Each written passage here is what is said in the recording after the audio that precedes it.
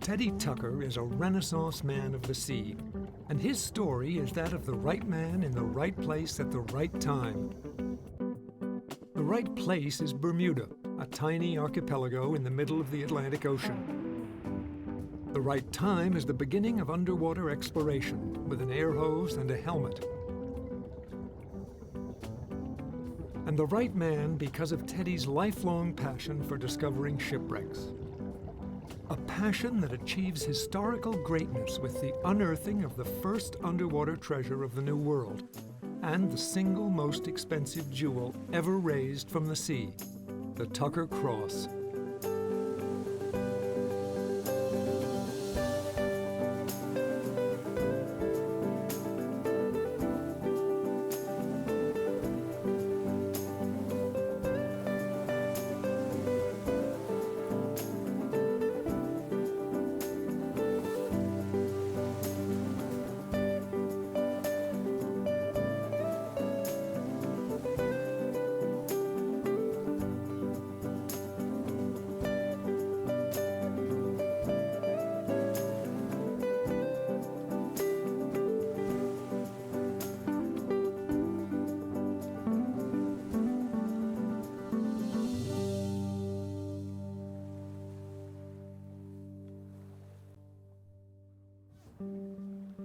I'm Peter Benchley. In 1970, before I wrote Jaws, the National Geographic gave me the choice of two stories: the poisonous sea snakes of the Coral Sea, or learning about Bermuda via the shipwrecks around it. And I, thank heavens, made the right decision and came down here. And I didn't have any idea what manner of man I was going to meet. Right away, I began to discover that this man was a walking encyclopedia, the master of every discipline having to do with history and the ocean.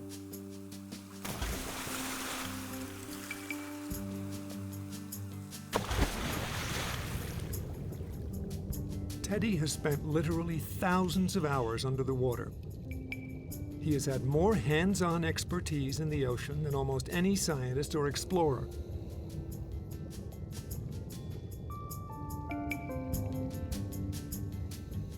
Every time you go diving with Teddy on a shipwreck, you can taste the past, because he'll discover something that will bring you right back to the time that that ship sank. Never have I had the feeling of being in history as I've had when I'm with Teddy.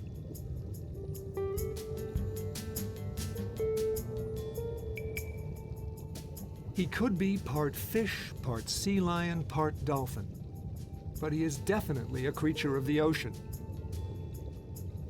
He can stay down for longer than anybody I've ever seen. I've seen him work at 60 feet without a break for 5 hours. For Teddy, a day not on the water is a day misspent. Any hour not spent on the water is an hour wasted. He virtually knows the ocean and everything about it better than any man I have ever seen.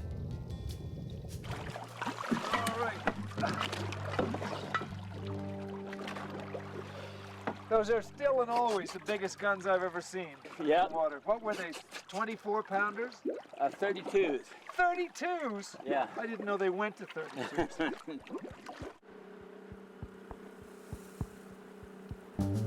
For more than 30 years, I've been privileged to join Teddy and his wife Edna exploring the waters around Bermuda.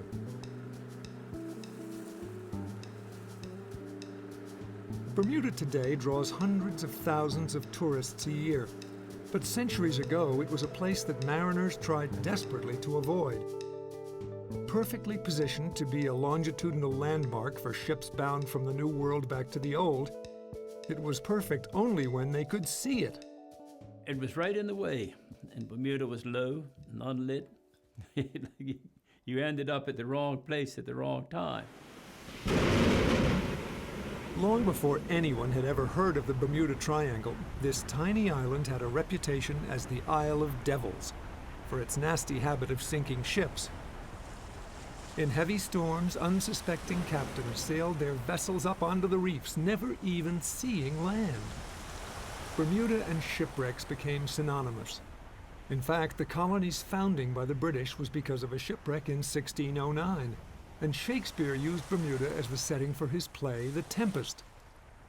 Century after century, history sank without a trace, until one man devoted his life to bringing these treasures to the surface.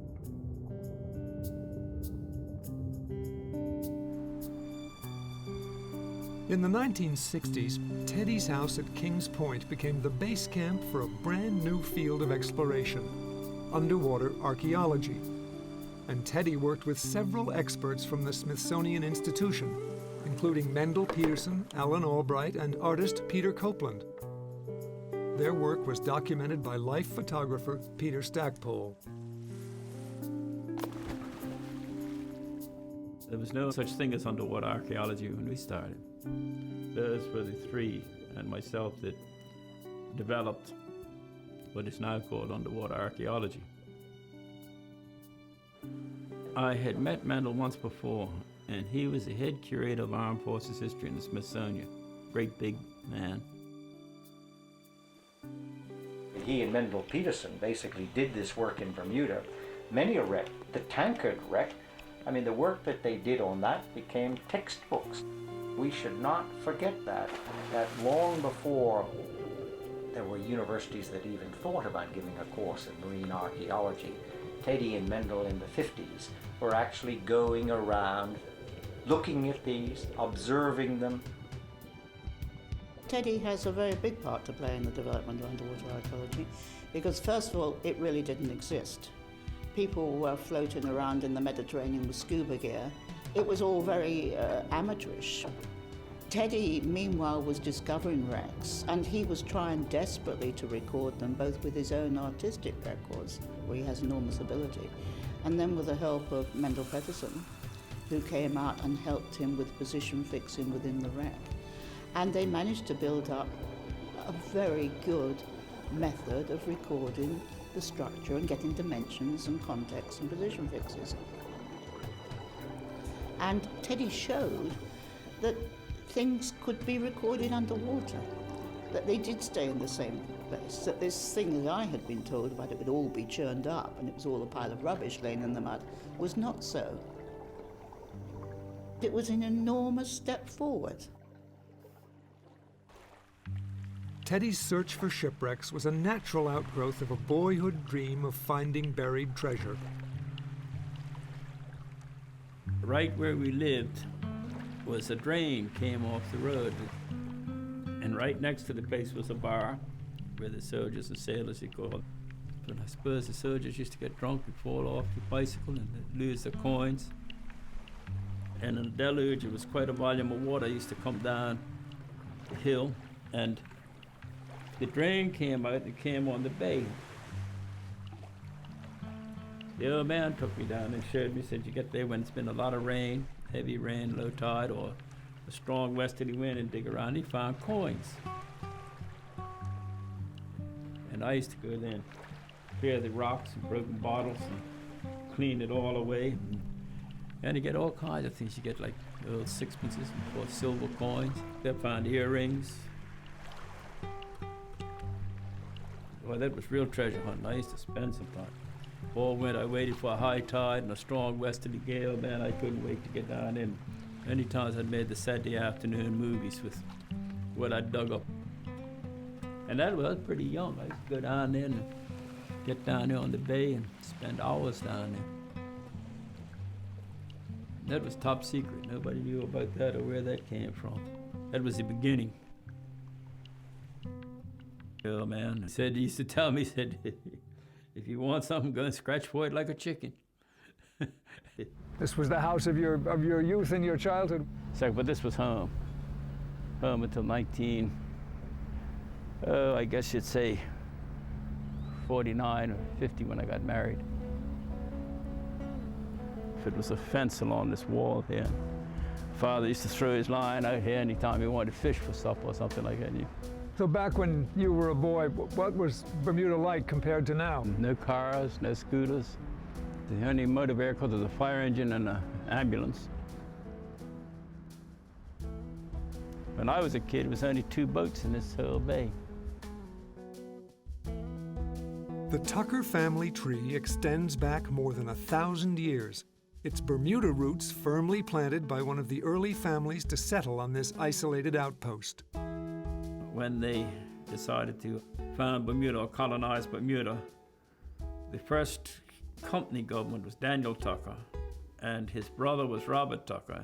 Robert, I think, was sent to watch him, and he was the accountant or the bailiff. And Robert Tucker was the one that had children, and they stayed in Bermuda. My father, he was a small man, and he was laid back. He liked to put on a show. He kept his little style. He always wore a biscuit straw hat and his bow tie. He wasn't particularly interested in diving.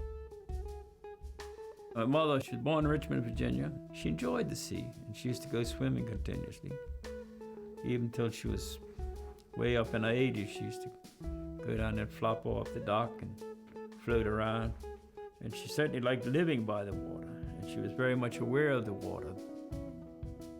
365 days a year, 24 hours a day, most Bermudans are aware of the sea. You know, you gotta pass it, you gotta smell it, you gotta see it. Maybe they may not say anything, but it's subconsciously, the sea is in their mind and in their spirit.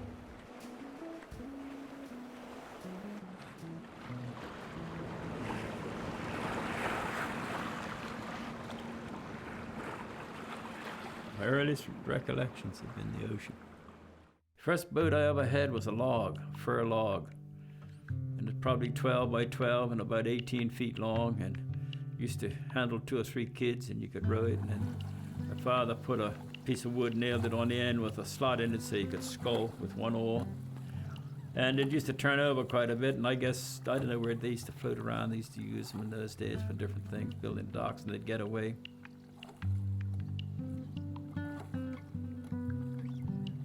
And it was a real seagoing thing. You never had to bail it out. That log lasted probably, I guess, 8 or 10 years before the shipworms ate it up. Teddy could quite easily have been a consummate politician. The trouble with it, he was a free thinker, and he's the classic individualist. At barely 16 years of age, that classic individualist slipped away from Bermuda and joined the British Royal Navy. Joined Monday, got a medical Tuesday, and I was on the gunboat Wednesday. I was a little out of my leg when I got on because I didn't even know what end of the cannon or the gun you put the bullet in. But as far as the function of the ship and everything, I knew probably as much as anybody else on it. I think it may have been, he was on a ship in the Indian Ocean, and there's a guy who's got appendicitis, and if something isn't done, he's going to die. I mean, they're miles away from land. And the story goes that Teddy was the only man who had the guts to get a scalpel out and the book, follow the instructions, and the guy actually lived. Teddy didn't kill him, which is absolutely remarkable, really. I saw a few bombs fall and some ships torpedoed, got shot at a few times. But on the whole, I never figured that I would be the end of me there. The discipline of the Navy, I must do this job and we will be going here and there. The young Tucker figured that, that's not the life for me. But when he came back from the war, of course, he brought all of this knowledge and experience with him, and he did lots of odd jobs. And those odd jobs introduced him to underwater demolition.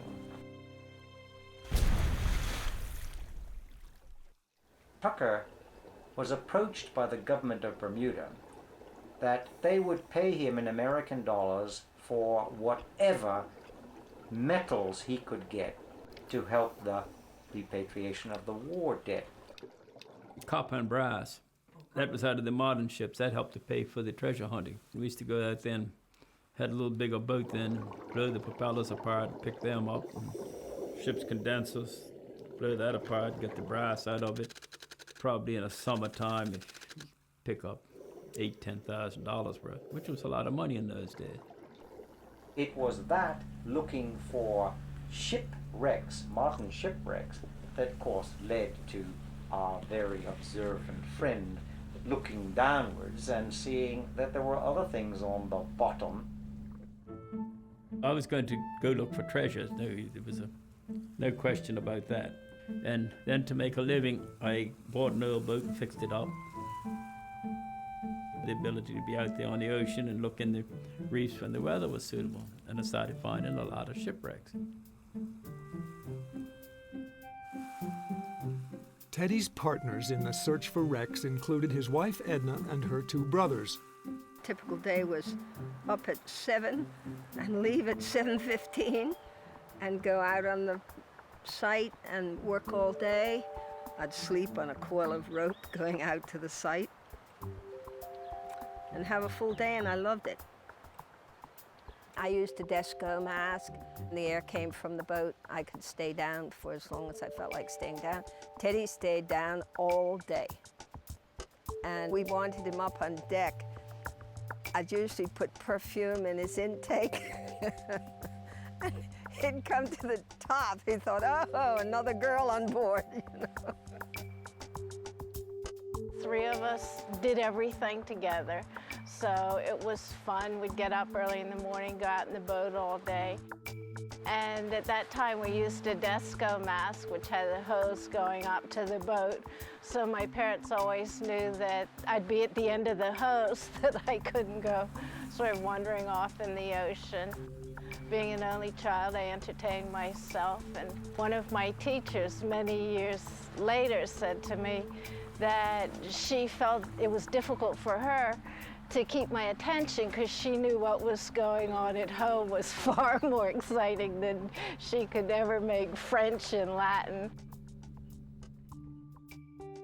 We were always trying to find new ways to look for shipwrecks. I mean, we tried a small plane, and that just made a turbulence on the water. And Teddy decided that a helium-filled balloon would really be the answer. So we got a balloon. I thought we were going to get sort of a drab olive green balloon, something that they used in weather or something. The airlines called and said that the balloon had arrived and it was Calypso pink.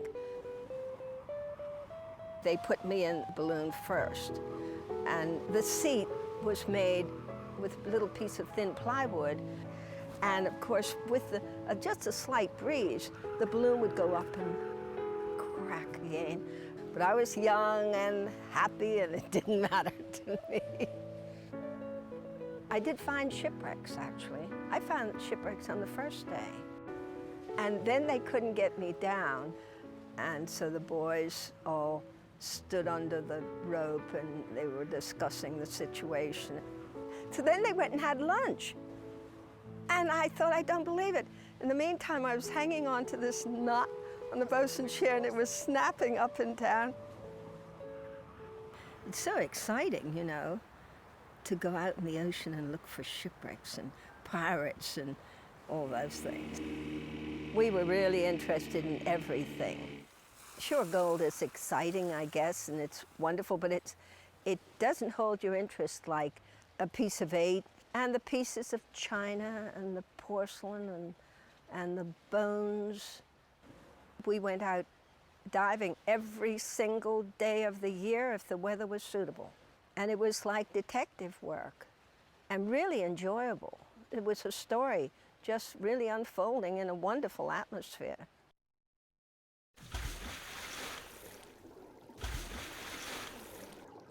Teddy had an advantage over other shipwreck hunters. He was one of the few people in the world who had experience in scuba diving. Teddy had actually learned to dive before scuba was invented. As a boy in the 1930s, he learned at the Bermuda Aquarium how to use a helmet and a hose. When I first went out and really got diving, got interested in it, was when I was 12. The government aquarium here had the first tourist diving program where you paid $1 and they put a helmet on you and you went down to Harrington Sound. There was a lot of fish, a lot of corals and stuff. And I got a job there in the summer. And there was two of us. I was this pumper, and the other guy put the helmet on, pulled them up, and watched, made sure they didn't float away in the current. And that's where the diving first started. And when nothing was doing, we'd take it in turns, put the helmet on. And then the director down there used to let us borrow it sometimes on a Sunday, and we'd go down and look at moorings and look at different places along the dock. And it was just an adventure. And you had to keep your eyes about you because there was a lot of sharks around. After, I guess it was a few minutes or something like that, you got your confidence, you down the ladder, down to the bottom, and go and walk around. But you had to remember not to look forward or look down because the water level came up. You had to put your head up because it was open. The whole bottom was open, and just the water pressure kept it just about chin level. And you were down there on the bottom down there, and you probably only had 20 feet of water over you. And to see all the fish, and you were there, that really psyched me right up. I doubt if one person in a million had seen this or experienced it. And a lot of the people didn't like it. It wasn't everybody that really had the, I expect, the ambition and the desire and got the kicks out of it that I did diving. That was where I really got hooked on it. And right around here, just around the corner here, is another old ship. Lands completely invisible, and we found her with the fluxgate magnetometer and dug it up years ago. And right in that bay there, just in here underneath those two little flat trees, is the bottom of a ship in there, and it's got the same ballast as the Warwick. And it's probably, the bottom's probably 75, 80 feet. He's a man with an encyclopedic knowledge of the wrecks he's dived on. He has an artist's ability to draw everything he's ever found, to reconstruct the ships which he researches and understands and documents, and to bring all this information together. So when I pick up an object found by Teddy, he can tell me all about that object in its context, with the associated material on a wreck, and describe exactly the circumstances in which it's found. I mean, he's entirely self-taught, but he seems to have remembered absolutely everything that anybody's ever told him. And, well, you've seen the wreck map of Bermuda. Basically, Teddy discovered all the wrecks. He certainly recorded them all.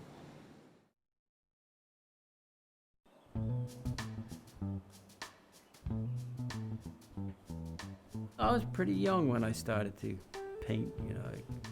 Somebody gave me a paintbrush and some set of paints. Always liked boats. I guess I started painting rowboats or something like that.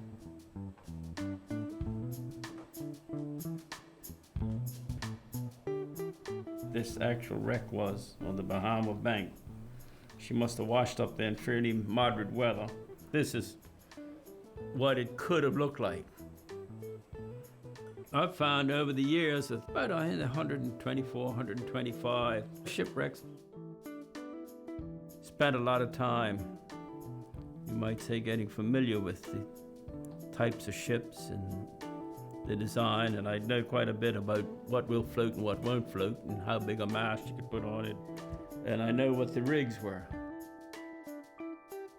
The moment I meet him, he starts telling me things about ships I need to know. He's bubbling away, he's so excited. Margaret, have I told you about? What about, you know? And it all comes in, and you're embraced by this enthusiasm.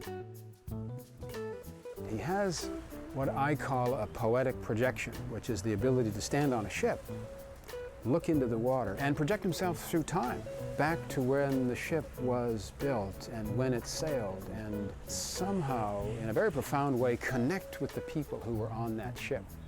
And that's what I think allows him to find all of these wonderful wrecks. He was and is, in fact, one of them. Today, many of the treasures Teddy pulled from the sea can be found at the Bermuda Underwater Exploration Institute. Teddy's knowledge of ships isn't just sort of where they came from. He was extremely interested in what they were made of, how they were made, who built them. So it's more of a story than anything.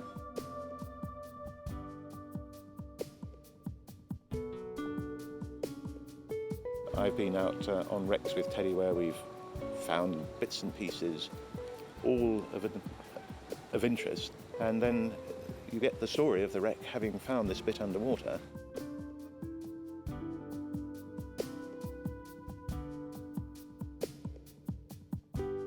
It's important to you, to anybody that works in a shipwreck, that you know your ceramics, because they don't change color.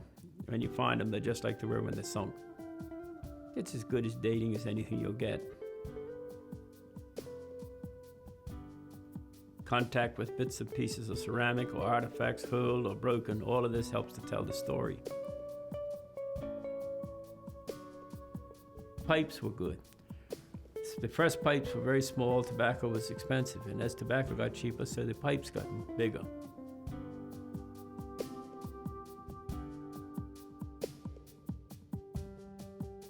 They all had some means of defense. In the early days, they had swords and cutlasses, and double-handed cutlasses and daggers. And first it was a matchlock, then it was a flintlock, pistols and muskets and arquebus, and they had all kinds of things they invented.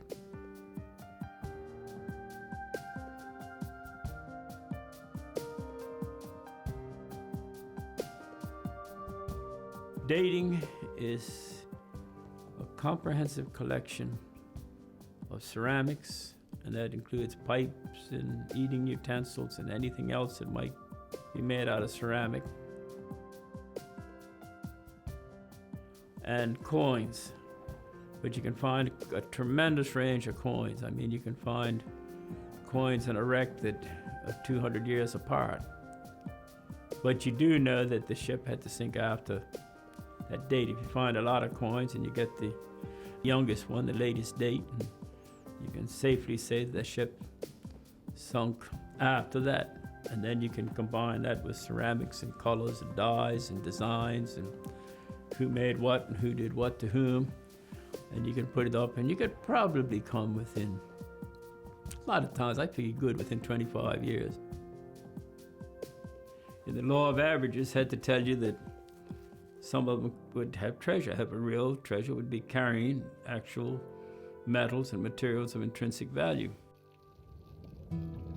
It was in this unlikely and undistinguished stretch of sand that Teddy made his greatest discovery of all. There was nothing up on the rocks, on the coral. It was only a small portion of one of the guns showing. I figured if it had been another 25 or 30 years, you wouldn't have been anything visible. It would have been very hard to find. Teddy had found the remains of a Spanish ship. The first items he recovered were 200 Spanish and French coins, stuck to musket barrels and cannonballs. The most recent coin in the batch dated to 1592. By analyzing artifacts and consulting archival records, Teddy concluded that this was the wreck of the San Pedro, a small ship heading from South America back to Spain. In 1955, Teddy, Edna, and the other divers spent several weeks clearing away sand until they uncovered pieces of gold and a 10.5-inch, 36-ounce gold bar. But that wasn't all. It was late, I think September. And out there one day digging, it was a big plank of some part of the ship, probably some hull plank or something, and just lifted it up and slid it away. And here was a cross face down under it. And it was some bright gold that I knew it was gold because I'd found gold before and seen a bit of it. Picked it up and turned it up with emeralds. And I knew they weren't glass. If it had been glass, it would have frosted because glass oxidizes. And these things were, talk about the green fire, they had it. It was amazing. It would look just like it had just been put there, like somebody had taken it and put it down in, pointed to it and pick it up. It stayed in the boat for about a week. Then afterwards we decided to take it off the boat. And I think I took and showed it to my parents, and we just put it in a closet somewhere or the other, maybe underneath the frying pan. Nobody was particularly interested. They all thought that it was, out there treasure hunting and spending all this time out there in the ocean with the sharks and the eels and stuff. It must be a bit flaky anyhow. I figured it was one of the better pieces he'd found. I had no idea the religious significance or the value or, what it would do to the public seeing it. The discovery of the Tucker Cross catapulted Teddy's name into papers and magazines around the world. There were 7 large emeralds on the face of the cross and intricate carving on the back. Teddy transferred the entire treasure to the Bermuda government, and it was put on display. And then, in 1975, the unthinkable happened. The occasion was a visit from none other than Queen Elizabeth.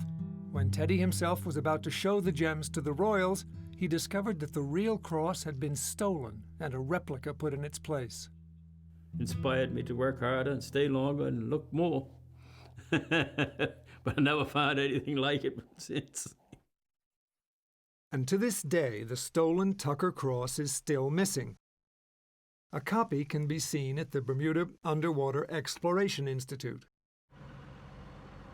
As a writer, I've discovered a treasure of my own in Teddy's adventures underwater. One of my novels, The Deep, starred a character named Romer Treese, based largely on Teddy. This is it? Well, it isn't a bloody tourist trap.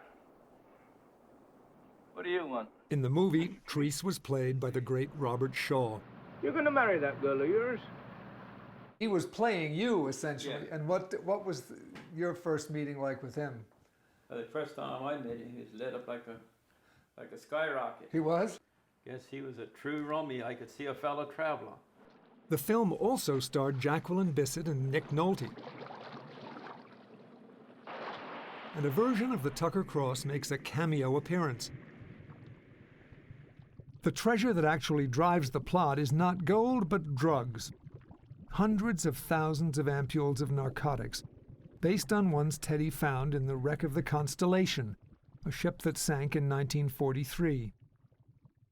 Can you remember the first time you saw the boxes of ampules down there? The first time that I actually picked them up and brought them up, it was a girl that used to die, which was rather unusual at the time. And she said, "Oh, earrings." So I went down and gathered up 3 or 4 of these boxes and passed them up on the boat deck and opened them. And I said, "What color do you want?" Each book contained a different color ampule? Yeah. And the glass was white, and they were all roughly, they were hand-blown, the necks were, they reminded me of a little bottle, actually. It made a wonderful story, I thought. Oh, yeah. It was fiction made out of fact.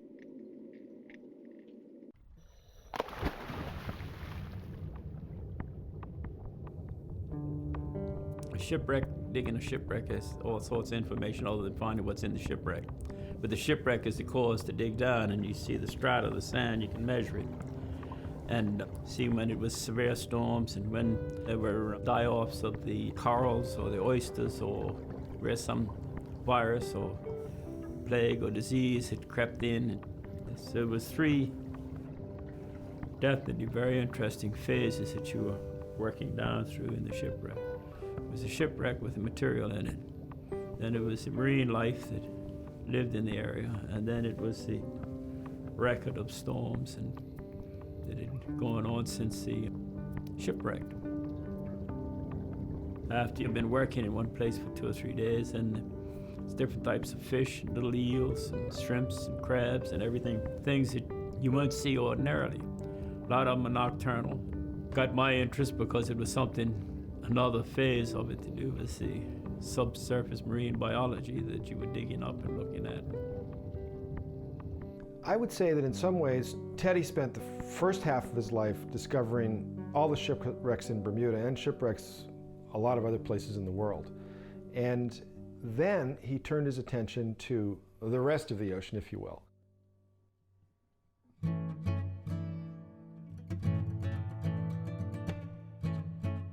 When I was about 18 or 19, I was sent down as a research assistant to study humpback whales, and Teddy was my guide.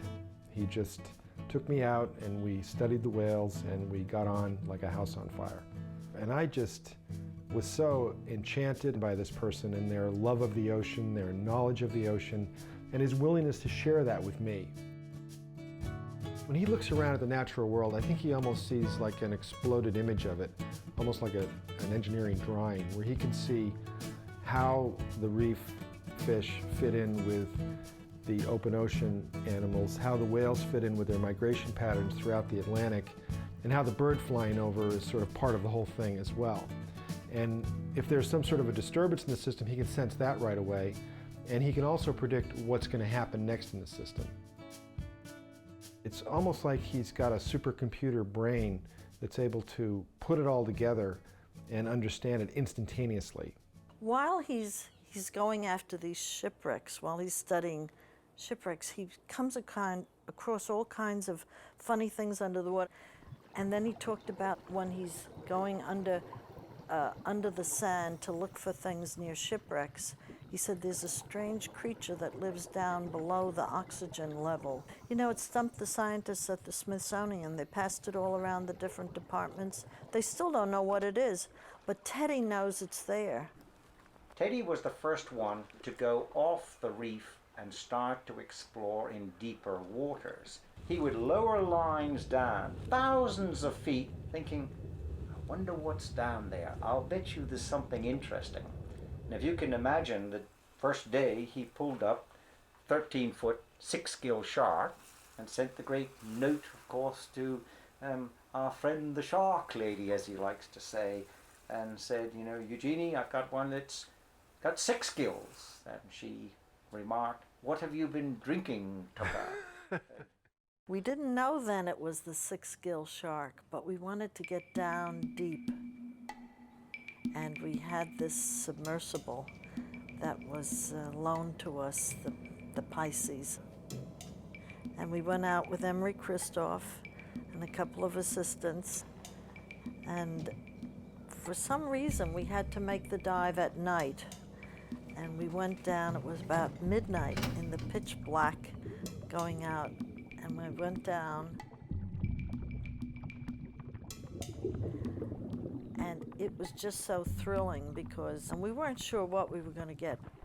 But this huge 6-gill shark came along and just took the bait cage in his mouth and went off with it. I think this was the first discovery of 6-gill sharks in Bermuda.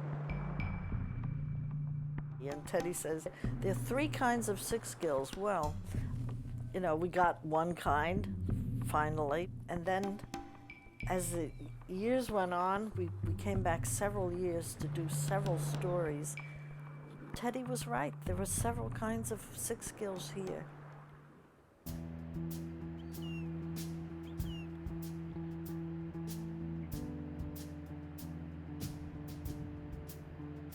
Today, at nearly 80 years old, Teddy is still eager to use his knowledge of the sea to further science. He and his daughter Wendy recently joined forces with a marine geology team to begin mapping the Bermuda seamount. I actually had a book in my library that I had since a kid about treasure hunters and people who studied shipwrecks. And of course, Teddy is at the top of the list. But not only that, Teddy had gone the extra length. He's not just a treasure hunter. He actually was a man interested in science, not just wrecks. Teddy's accomplishments as a marine explorer have earned him the respect of scientists worldwide, as well as numerous honors, including in 1994 being named a member of the Order of the British Empire. He's never bored of learning new knowledge. In fact, I think that's what keeps him going. Long time ago. He transcends centuries. Teddy is equally at home talking about how a ship functioned in the 1600s. That'll be if we continue drift. And then 2 minutes later, we can switch to the 21st century and start talking about digital echo sounders and what they do and how they work and how they image the bottom. And he can relate things, so he can bring information that he has from the 16th century into the 21st century, and that's a huge talent. Looking at this and looking at this second. But Teddy's breadth of knowledge is amazing, and that he actually can work within so many different disciplines.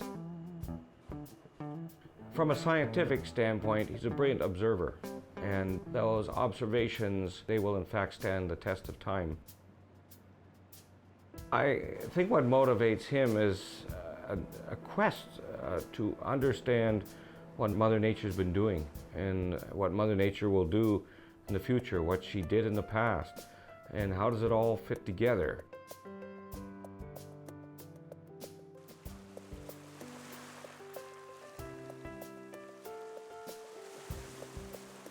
There's nothing else for Teddy Tucker but the sea. He's just one of the unusual ones who is consumed by the sea.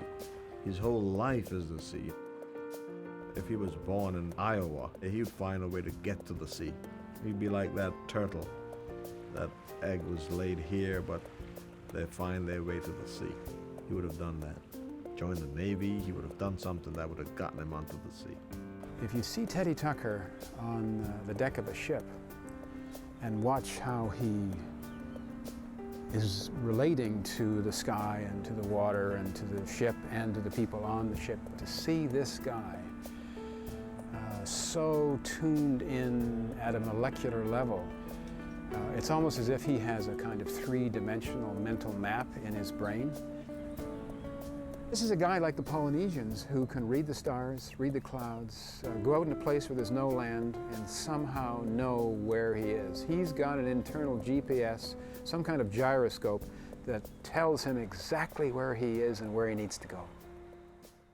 We were somewhere out to the northwest, and one of those unusual things happened. There was a fog. It was calm, but we couldn't see a thing. We couldn't see 50 meters in front of us. And it started to rain, and Teddy told us, just go out to the bow and tell me when you might see the bottom. And very soon, we did see the bottom. And he said, how deep are those coral heads? And I said, 27 feet, rising. And he said, okay, just tell me when they're a little more shallow, around 10 feet. I thought, 10 feet? This boat draws 7 feet. And I said, looks like around 10 feet and getting a little less. And he said, okay. And he cut the engine, and he came out to the front, and he looked at, now there are 350 square miles of reef in Bermuda, and we'd been fishing. We didn't have GPSs or anything. And he looked down into the water, and he said, I know where we are. I recognize these reefs. If you were to describe him, you'd have to say that he is a bohemian mariner, that he had no limits as to what the oceans or the seas or any body of water would open up to him. Does have many different smells or odors at the ocean. You could really tell it in different seasons and all of that. Like when you get here in March, you get some low tides. And if the wind's north, you can smell the sea rods and corals because the tide goes down and they stick up. And it's got a very distinct sea smell about it.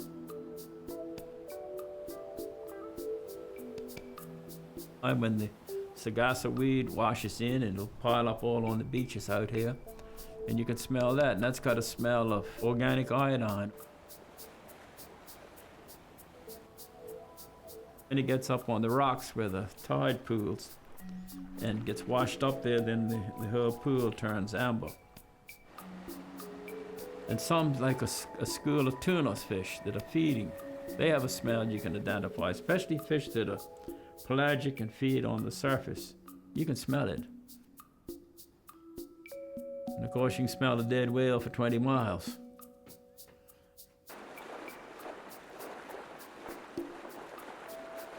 I remember once we were going out in the boat and he said, do you smell that? And I said, yeah, because I was wrinkling my nose, and there was a sort of strange aromatic odor on the sea with that, like a faint smell of roses. And I said, what's that? And he said, that's the coral spawning.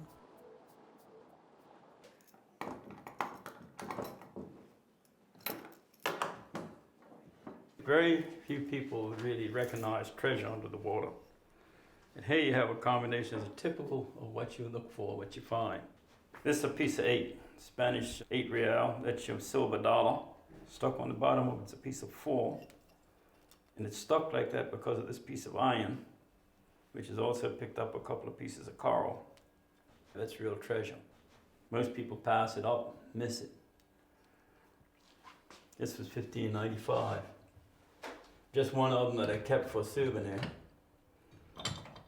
This is the little pipe I used to smoke. I smoked this for years. That came out of the Eagle. It's a Virginia merchant ship, 1658. And it didn't have its tooth wore. Yeah. Almost chewed the end off. Bottles are another thing that help you date it, the shape and form. This is an English one, late 1600s, early 1700s. These are 19th century. Cobalt blue was supposed to be a symbol of poison, and then it had not to be taken. And also it had the fluted edges, so in the dark, you formed it around in the middle of the night with a candle or something. So when they felt it was fluted, you knew it was the wrong one, unless you wanted to get rid of somebody. And they were all different shapes, much smaller, but the same thing, not to be taken. And this one wasn't fluted, but had the embossing on it and a very definitive lettering. There's no doubt about it. If you couldn't read it, you could feel it. Yet I get a great kick out of it. It's always something new. You never say that you get bored. And as long as you're curious for the sake of information and learning, I don't think I could have gone anywhere else that I'd found such a varied source of excitement, information, learning, whatever you want to call it. And I always like to share it. Teddy is a natural and a wonderful teacher, and he has happily shared his expertise with all 3 of my kids, including young Christopher.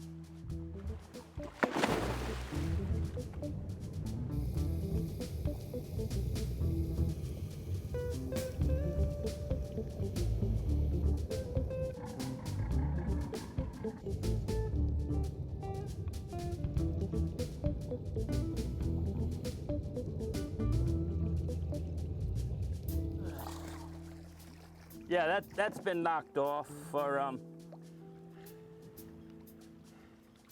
that'd be about 1900. See the big gas bubbles in it? That means the fellas didn't have a corkscrew. That's probably worth keeping. It's a good example.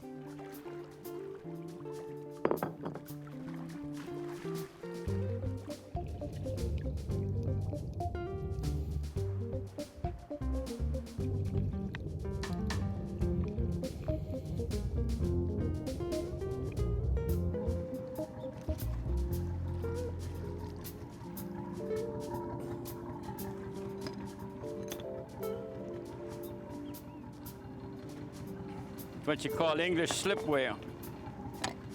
This is in the late 1800s, and this would be about 1920.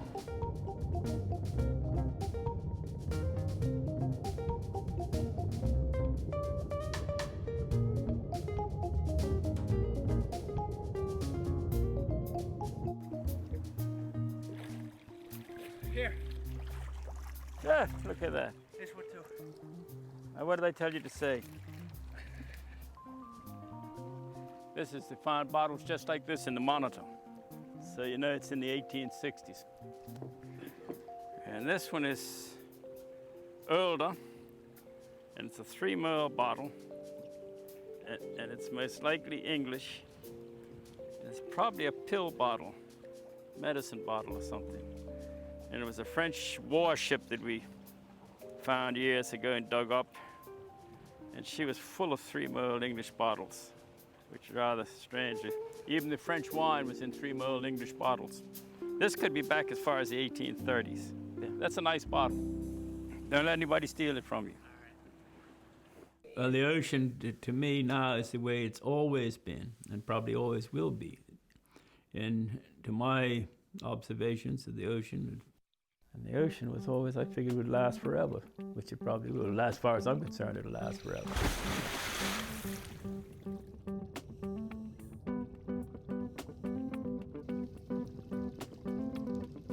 When you get older and get aches and pains and everything like that, as soon as you hit that water, that's gone. Weightless, like a new beginning. It's a very impelling pastime, put it that way. No matter where you go, you always figure you don't know what's there. It's always the excitement of everything, of digging something up out of it, seeing things come up.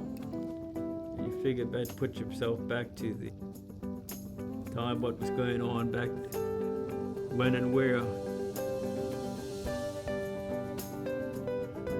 Everything in life and everything probably I've thought about and done has been in the sea. Well, I was born and brought up with it. My first entertainment was from the water. And the more you know about it, the more interesting it becomes. Keeps the adrenaline up. It's a treasure hunt. If you don't look, you won't find it.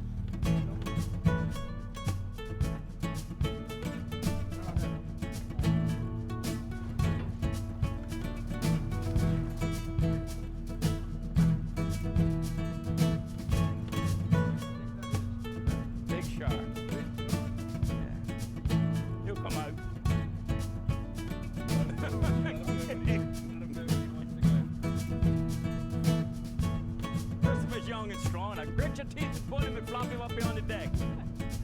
See that big weight thing coming up down there?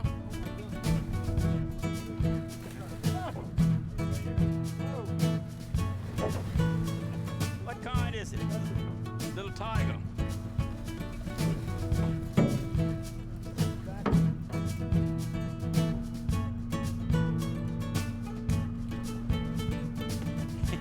Wow. Well, that's exciting. You get quite a pull, Christopher. Here comes another flying fish. Hey!